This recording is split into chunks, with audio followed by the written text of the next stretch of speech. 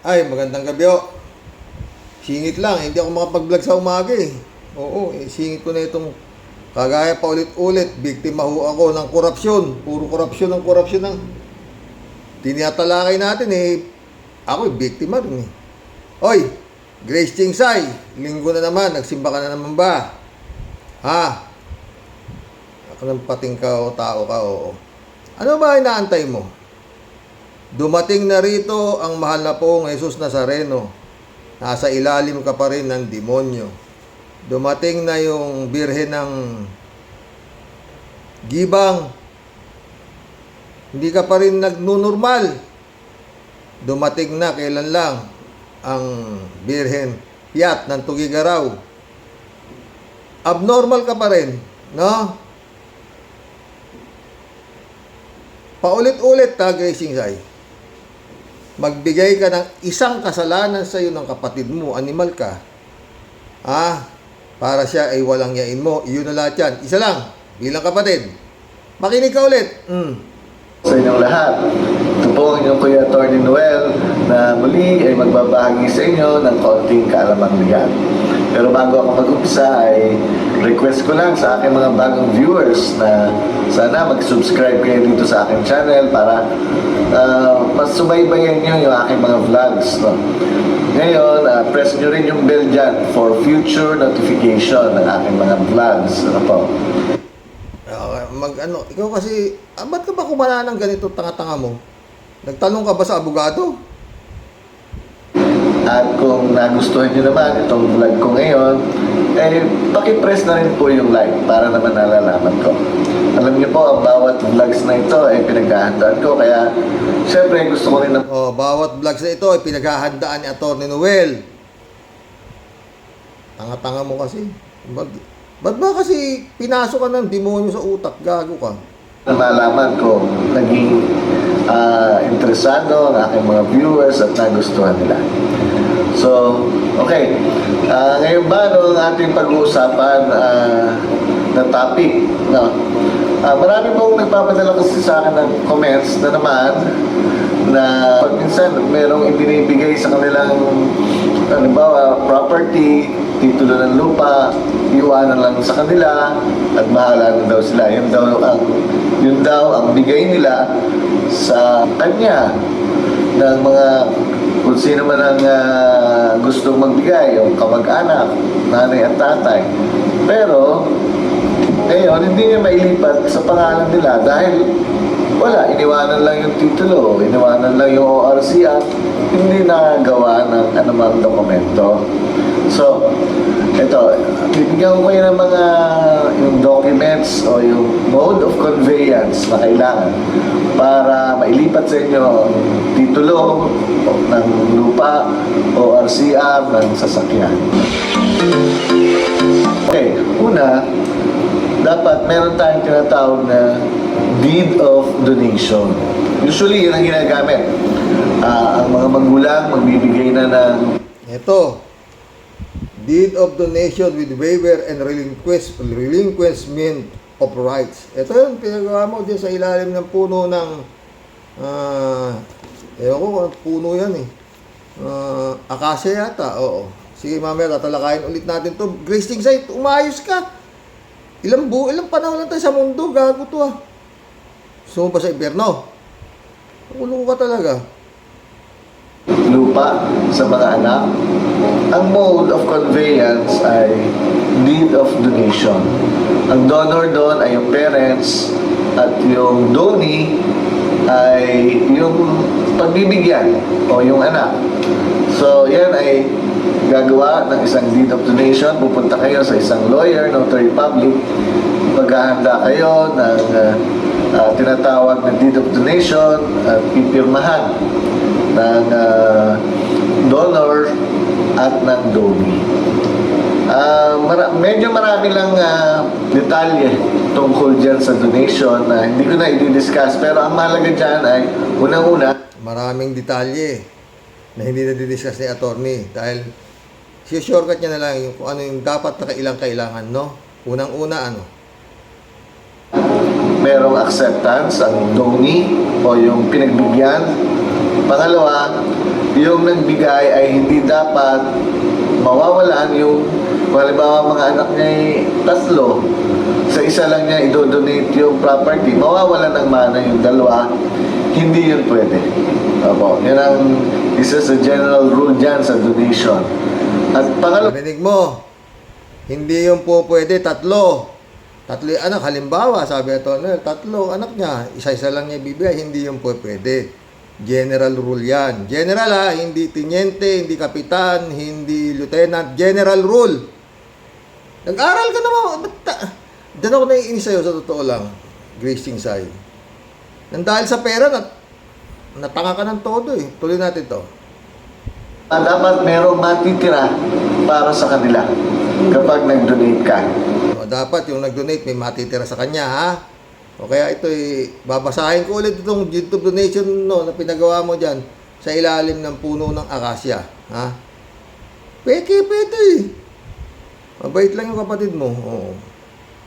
So, yan ang mahalagang mga detalye tungkol dyan sa donation. At ang isa pa ay yung sinasabi nilang ang donation ay kung merong condition ay dapat ma-fulfill o magawa ng donee bago mapa sa kanya yung property. So, tandaan po natin yan. Kung halimbawa may binigay kayong property sa inyong mahal sa buhay, dapat merong mode. At ang mode ay yung deed of donation. Ayan. Meron naman. Oh. Simple lang yung paliwanag. Sana, manood ka kasi ng vlog ko, Mr. Sa totoo lang to. Political vlogger ako. Galit kami sa mga kurap na kagaya mo. Magnanakaw sa gobyerno. Ikaw naman, magnanakaw ka sa karapatan ng iyong kapatid. Ha?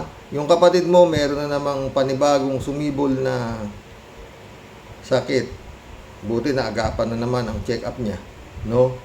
Kasi takatutok ako eh. Mahal ko nga eh, di ba? Ha? Ewan ko, no? Anyway, ang pinagtataka ko lang dito mga boss, no? Hindi ko alam eh. Kasi dapat matagal ng ano to eh. Yung kagalang-galang na judge namin dito, 90 days ang pangako na magdidesisyon na siya. Pero yun nga, more than supposed to be July. May desisyon na si kagalang-galang na judge eh. August, September, October na. Sana mahal na kagalang-galang na Your Honor. Magdesisyon na po kayo. No? Tsaka balik tanaw tayo Grace Chingsay. Tignan mo yung galaw ni Judge. No? Umpisa pa lang, nung nakita ni Judge Michelle, itong property dispute na to, anong ginawa niya? Property dispute, ilang kayo? Sabi niya, di ba? Mulat mo yung utak mo. Ba't sabi ba nung abogado mo, mananalo kayo? Tsaka ikaw, kinakausap nyo yung mga anak ko. Ang dami mo raw dokumento na magpapatunay na ikaw, ganito, ganun. Hindi kami mananalo. Bakit? Hawak mo ba yung korte? Ha? Malakas ka ba sa korte? At sinasabi mo, ikaw ang mananalo? Peke yung mga dokumento mo, bobo ka talaga eh. No?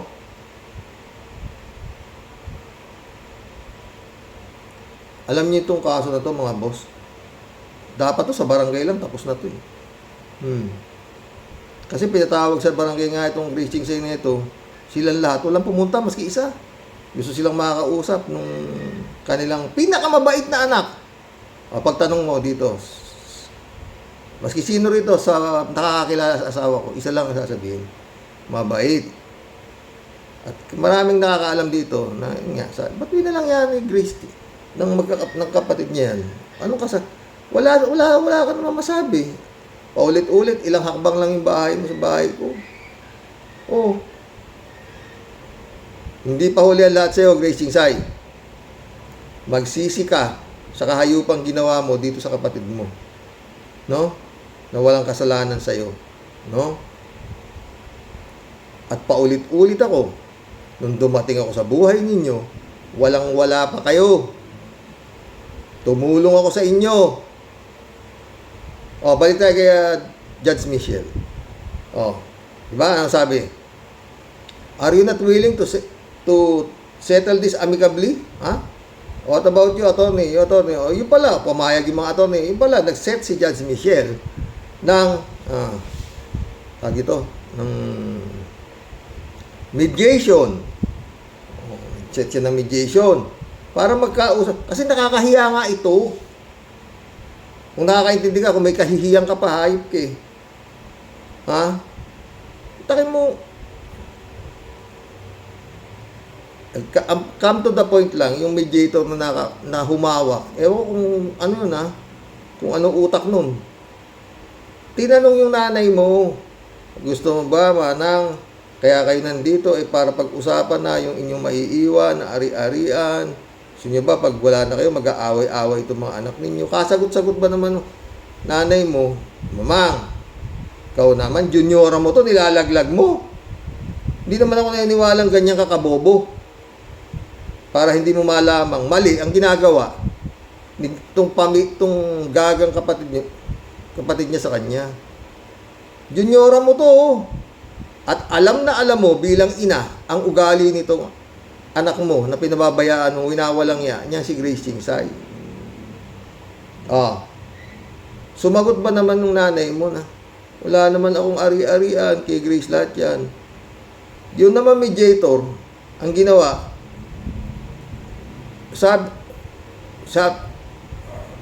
ading, wala naman palang ari-arian yung nanay mo. Kay Grace na lahat yan. Kaya nagalit, di ba, nagwala yung asawa ko na nag-high blood eh. Kala ko, puta na kung may nangyari sa asawa ko, ewan ko lang ha. Racing side, kung anong hayop kayo, may sakit na nga yung kapatid nyo, inawalang niya nyo, putang ina kayo ha. No? Dapat sana, yung mediator doon, ewan ko kung yung mediator, kala ko naman magaling eh. Dapat sana yung mediator doon, ang sinabi niya sa nanay mo, paano mong sasabihin, manang, kaya kayo nandito para mag-usap-usap ng maayos? Tapos, niloloko mo naman ako, manang. Bakit mo sasabihin wala kang ari-arian? Ano itong idinodonate mo na katakot-takot na ari-arian nito sa isang anak mo lang? Hindi ito po pwede. Kung gano'n sinabi nung mediator na humawak ng mediation na ni-repair ni Judge, siguradong nagkandabulol-bulol na yung nanay mo, hindi niya na alam ang isasagot. Kasi alam niya na nagsisinungaling siya. Ikaw namang Racing, sige. Alam niya yung biyanang ko, mga boss. Wala akong alam na kasalanan sa mundo niyan. Napakabait na biyanan niya. Totoo. Malapit sa akin yan eh. Oo. Ako lang halos na nakakausap niyan. Na asawa ng mga anak niyan. Oo, ako. Kasi nga, tumulong ako sa inyo. Sa ayaw at sa gusto mo. Paulit-ulit na lang.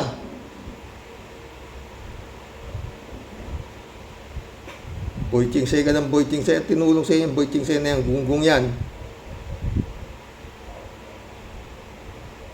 Alam ko kayo. Kung ano kayo, tumira kayo sa amin. Punta tayo sa deed of donation mo na ginawa mo. Ewan ko pati korte gusto mong gagawin eh. Hindi pa pwede. Maski si Presida Acosta, yung chief ng PAW, yan din ang sabi, hindi yan pwede, dapat pantay-pantay. Ulo ka. Uulitin ko na naman, Grace Chingsay. Deed of donation with waivers and relinquishment of rights. Know all men by this presence that we,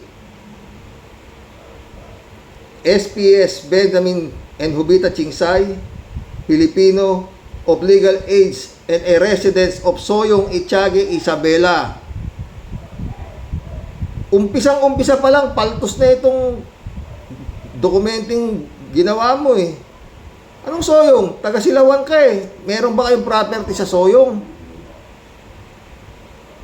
Magmula nung dumating ako sa buhay nyo, dito na kayo nakatira sa Silawan. Nung yung bahay ninyong butas-butas na bulok, na nakatayo na binili ng asawa ko. Dahil pinapalayas na kayo sa lupa, bebenta na. ang sumagip dyan, misis ko, nandun ako sa Saudi. Alam mo yan, bitchi. Ang bait ko sa'yo, bitchi ka eh. Ayaw ko sa'yo, anong nangyari sa'yo eh. Tuloy. After having been duly sworn in accordance with law, hereby depose and say that we are part owner of the following properties listed below. Title number, location, registered owner. Title number, so and so. Lot area, 124 square meter. Registered owner, Grazing Sai, single, and Benamin Chingsay, married to Hobita Yap. Pangalawa, lot number,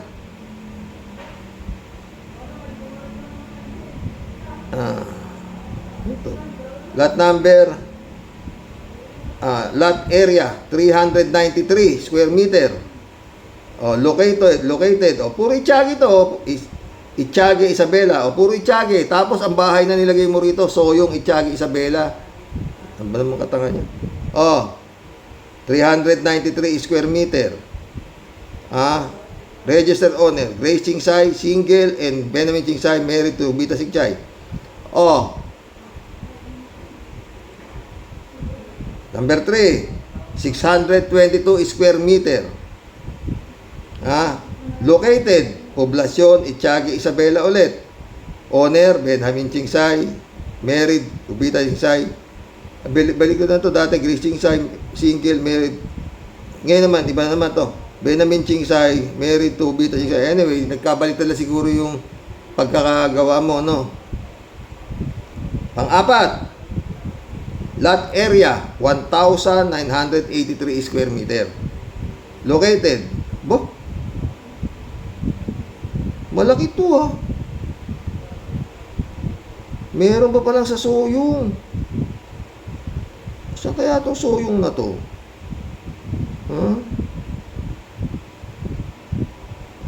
Anyway, Benamin Chingsay, Hobita Chingsay, Grace Chingsay. Number 5, lot area, 7,503 square meter. Located, Poblasyon, Itiagi, Isabela. Owner, Grace Chingsay, single, married to Bita Chingsay. Ayan. Nagtanong ako sa law office, at saka sa abogado ko, hindi yan pwede. Dapat ito, yung kalahati, como part owner ka rin, yun na sa iyo, kalahati. Yun ang paghahati-hatian ninyong magkakapatid, ungas. Naisip ko. Eto na naman.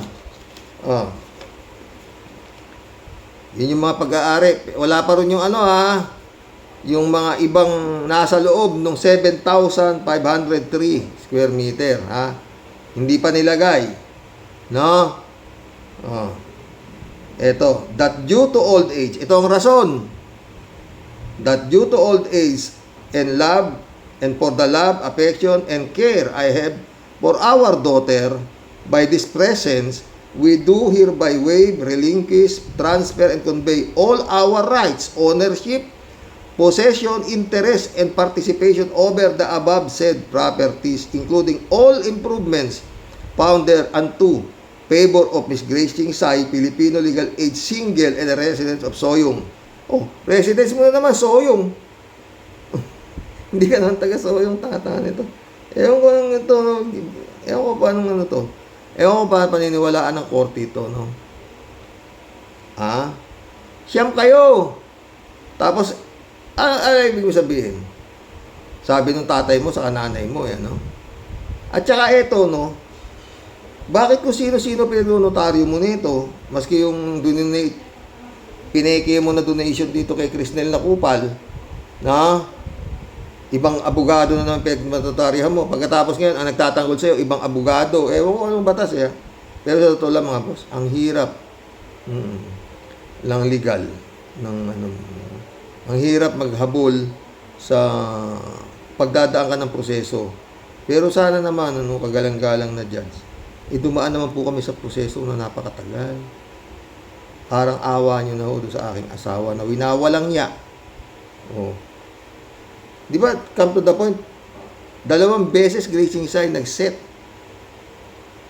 ang kagalang-galang na judge ng mediation. Pero ikaw, sobrang kapal niyang pagmumukha mo, ipinipilit mo yung mali. Ito namang abogado mo, dapat ina-advisean ka ng tama. Parne, kung ikaw ba, tsaka eto, no, sa laki nitong property na to, no, hindi, ano ba yung pinagpanotaryohan mo to? Tanga? Hindi ako naniniwala eh. Oo. Kasi siyempre, sa katakot-takot na to, dapat ang tanong agad ng abogado mo, na kung sino man yung gunggong na nagnotaryo nito, manang, solo anak ni Huba yan. Kasi single eh. Oh. Yun ang dapat na itanong. Kasi kung sinabi mo na may mga kapatid dyan, hindi na ito gagawin eh. Kasi nga hindi yan pwede, general rule. Not unless niloko mo yung nagnonotaryo, kaya ginawa ito. Kung totoo man to, pero hindi nga to totoo, peke. Ha? O, tuloy natin. Ha? That we executed this instrument with our own free will and volition, and that no force, intimidation, or threat was ever employed to us or to any member of our family, nor have been promised of any monetary reward. That we are executing this instrument to declare under oath to the truth of the foregoing facts and attest to the veracity in support of whatever legal purpose and intent this may serve. Amen. Number 5. That upon the registration with this office of the Register of Deeds, Santiago City, that upon the registration with this office of the Register of Deeds, Santiago City, the title issued shall be basis in canceling the tax declaration for the issuance of tax declaration in favor of Grazing Side. In witness whereof, the donor and donee hereunto set their hands on the deed of donation of the deed this June 27, 2019 at Itiague, Isabela. Itong ano na to, itong abogado na ito, hindi naman pwedeng mag ano to sa Itiague dahil hindi naman taga Itiague ito eh. Itong abogado na to, oo. Tapos ayun na, binaboy mo na yung pirma. Ha? Ganun na. Oh. Ha? Wala kang asawa, wala kang anak. Ang dami mong pera. Dapat gumawa ka ng mabuti sa mga kapatid mo. Yung epe, punta ng punta rito. Kawawa naman. Tricycle. Oh. Tinatanong kung nabigyan na daw kami kasi nagtataka sila eh. Tataka siya, bakit nakakapagtindahanan pa ako? Oh, sabi naman nung hindi, utang bayad lang kami, sabi niya. Oh, kawawa yung kapatid mo. Ang pinagpala mo, yung pamilya ng kapatid mong may sayad sa ulo. Tumandang paurong. Hala ko ba ayaw mo may bisyo? O ang gago, pati yung kabit niya binayang pa. Lukuloko ka talaga eh. Ano ba pinakain sa'yo niyan? Paulit-ulit. Magdasal ka. Hindi mo alam, malapit na. Hindi mo alam ang buhay. Ano ihaharap mong muka? Dito, sa mga imahe dito, sa altar, nakakaharap ka. Maski na ikaw ay nasa ilalim ni Satanas. Pero pagdating sa taas, iba na usapan dun. Ang laki ng kasalanan mo, Grazing Side.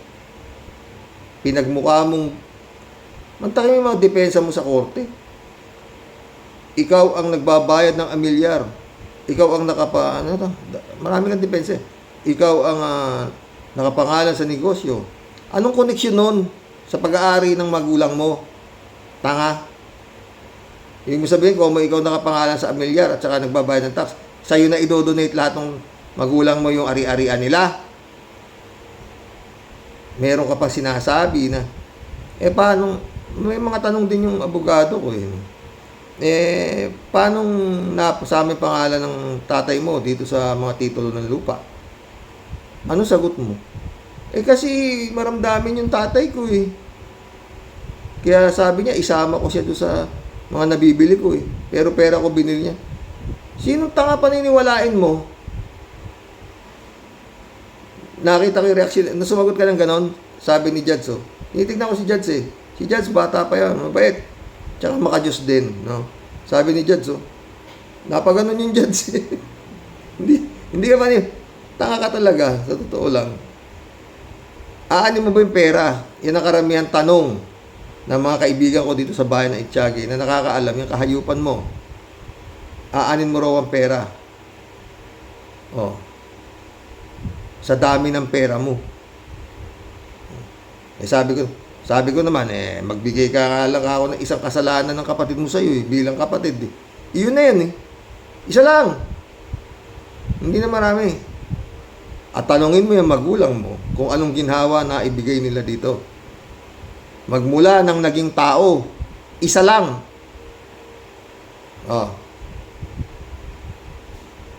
Dahil nung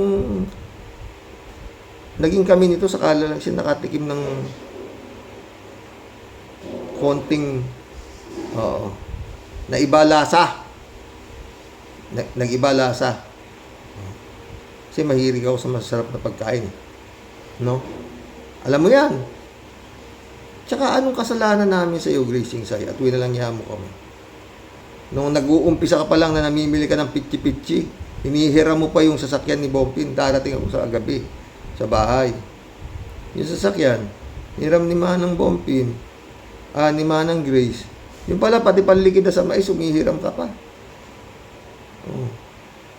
Anong Boy King Sai? Wala.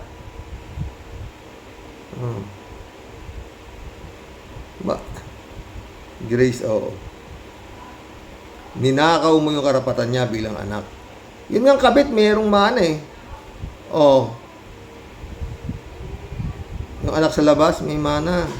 Ikaw, juniora na ito. Sana makarating sa itong mga kapanood itong vlog na to, iparating nyo to dyan.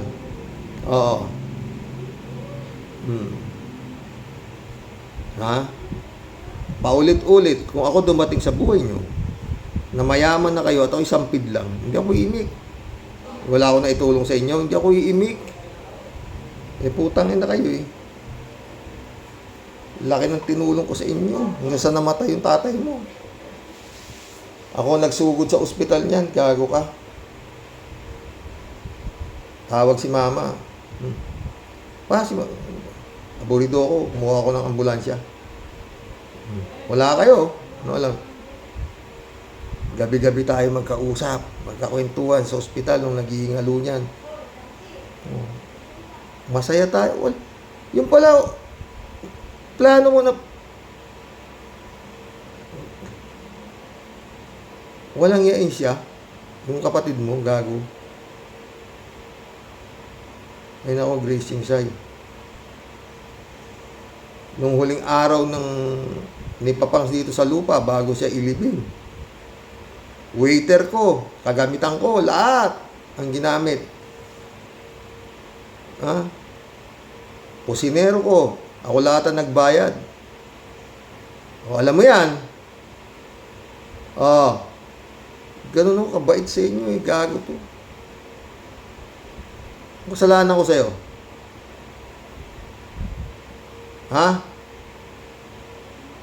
Sa inyo, nilalahat ko na kayo.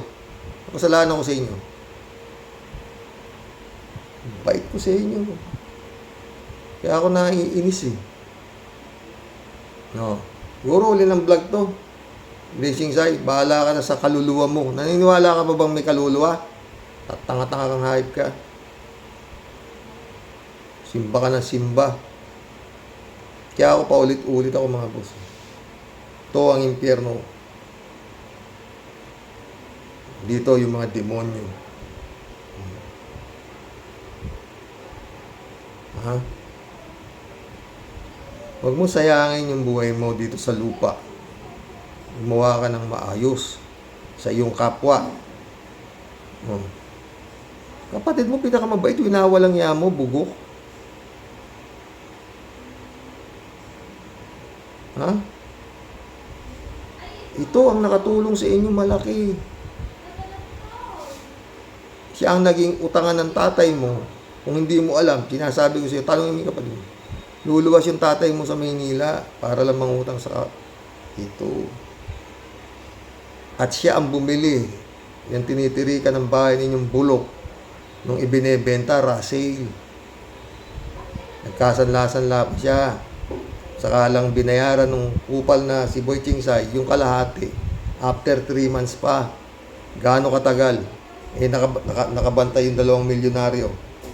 Si Slowcat at saka si Masing. Kayo wala naman kayo.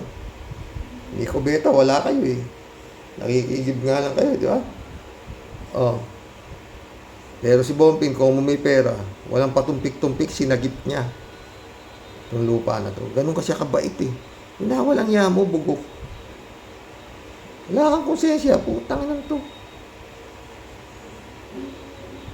Sa totoo lang tayo. Oh. Kaya nga, mister, sa totoo lang tong anong to gago, hindi pwede Dito ako nilagay ni Lord. Oo. Ang alam ko rito. Kaya lang dito ako nilagay ng Panginoon. Para dito sa mission ko na sagipin yung winawalang iya mong asawa ko. At nagpapasalamat naman ako sa iyo dahil sa kahayupan mo, dumami ang mga anak-anakan ko dito sa social media, mga kapatid ko, na talaga namang, maski hindi ako, birthday ko, may mga nag-regalo sa akin, salamat sa inyo ha. Manood ka kasi ng vlog ko, tatanga-tanga ka kasi.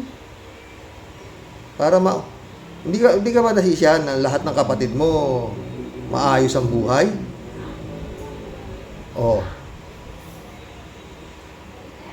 Hindi ba maganda sa iyo yun? Yung kapatid mo si Epe, tricycle, na nanlilimahid.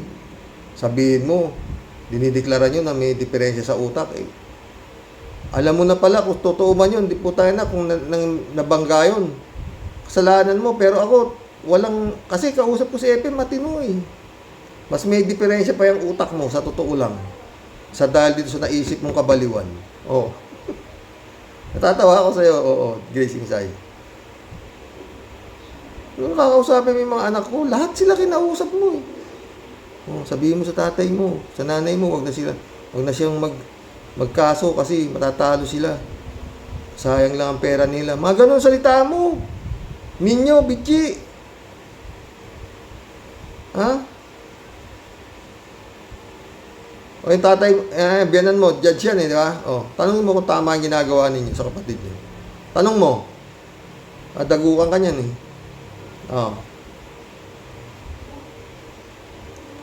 Nakapag-aral kayo tapos ganyan utak nyo. Diba? Hindi na sa mga friend. Yung mga ganyan na nakapag-aral pero dahil sa pera. Ang dami. Yung mga senador na to, di ba?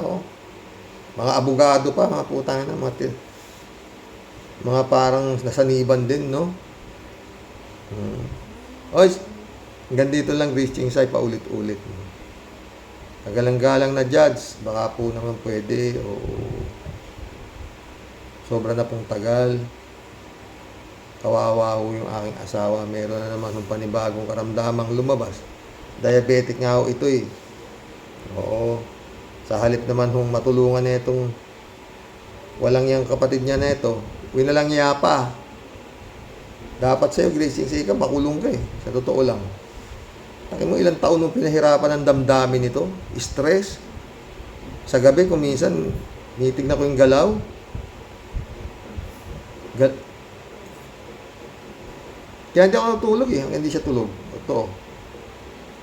Baka kung ano maisip Kasi iniisip niya, ba't mo siya winalang niya? Pati nanay mo, dinamay mo pa.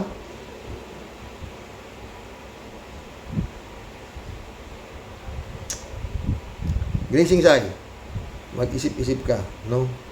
Di pa uli lahat sa'yo. Marunong magpatawad ang Diyos. At ako, kaming mag-asawa, maunawain kami. Alam mo yan. Pinalayas nyo nga to nung sumama sa akin. Tahanan mag-isa to eh. Hindi ako nagtanim ng sama ng loob sa inyo eh.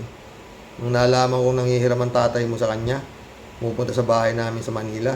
Oh. Walang kagatul-gatul. Pahiramin mo. Sabi ko. Sabi ni Mama, Pap, pupunta si Papang dito. Mabuti naman kung pupunta dyan. Nanghihiram siya ng pero papahiramin mo. Wala ka namang gasto sa bahay namin. Oh. Kung ano meron, pahiramin mo. Meron bang asawang kapatid mo na nakagawa ng ganyan sa inyo? Ha? O yung mga asa-asawa ng mga kapatid mo? Puro kay sampay bakod yung iba sa inyo. Ha? Ha?